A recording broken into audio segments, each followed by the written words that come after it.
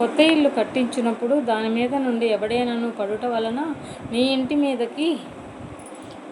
మీదికి హత్యాదోషము రాకుండుటకై నీ ఇంటి పైకప్పునకు చుట్టూ పిట్టగోడలను కట్టింపవలెను.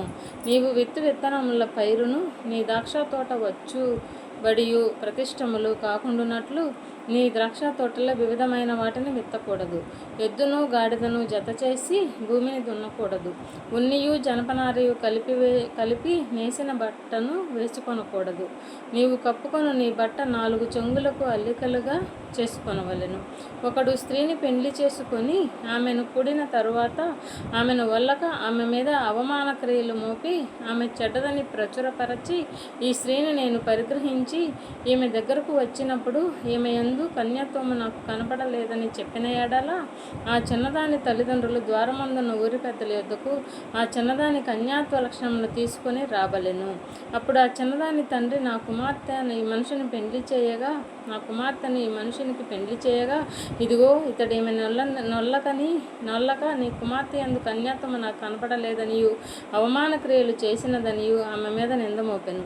అయితే నా కుమార్తె కన్యాత్వమునకు గుర్తులివే అని పెద్దలతో చెప్పి పట్టణపు పెద్దల ఎదుట ఆ బట్టలను పరచవలెను.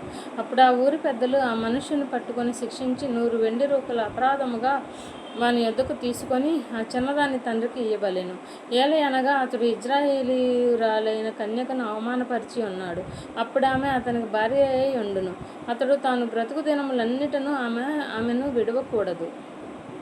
అయితే ఆ మాట నిజమైన ఎడల అనగా ఆ చిన్నదాని యందు కన్యకా లక్షణములు కనబడిన ఎడల వారు ఆమె తండ్రి ఇంటి యొద్దకు ఆ చిన్నదానిని తీసుకొని రాబలెను.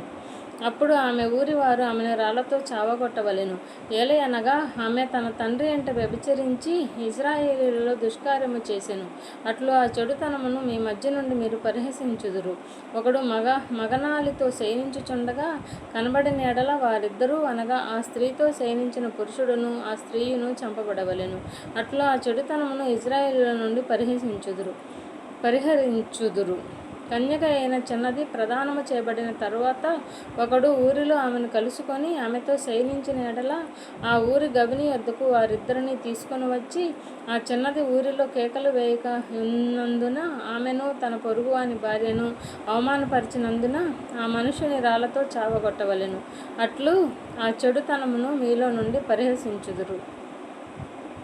ఒకడు ప్రదానము చేయబడిన చిన్నదానిని పొలములో కలుసుకొనినప్పుడు ఆ మనుష్యుడు ఆమెను బలిమిని పట్టి ఆమెతో శయనించిన ఎడల ఆమెతో శయనించిన మనుష్యుడు మాత్రమే చావవలెను. ఆ చిన్నదానిని ఏమీయూ చేయకూడదు. ఆ చిన్నదాని యందు మరణపాత్రమైన పాపము లేదు. ఒకడు తన పొరుగువాని మీదకి లేచి ప్రాణహాని చేసినట్టే ఇది జరిగినది. అతడు ఆమెను పొలములో కలిసి కొనగా ప్రదానము చేయబడిన ఆ చిన్నది కేకలు వేసినను ఆమెకు రక్షకుడు లేకపోయెను. ఒక ప్రదానము చేయబడిన కన్యక అయిన చిన్నదానిని కలుసుకొని ఆమెను పట్టుకొని ఆమెతో శయనింపగా వారు కనబడిన ఎడల ఆమెతో శయనించిన వాడు ఆ చిన్నదాని తండ్రికి 50 వెండి రూకలు ఇచ్చి ఆమెను పెండ్లి చేసుకొనవలెను. అతడు ఆమెను అవమానపరచెను కనుక అతడు తాను బ్రతుకు దినములన్నిటను ఆమెను విడిచిపెట్టకూడదు.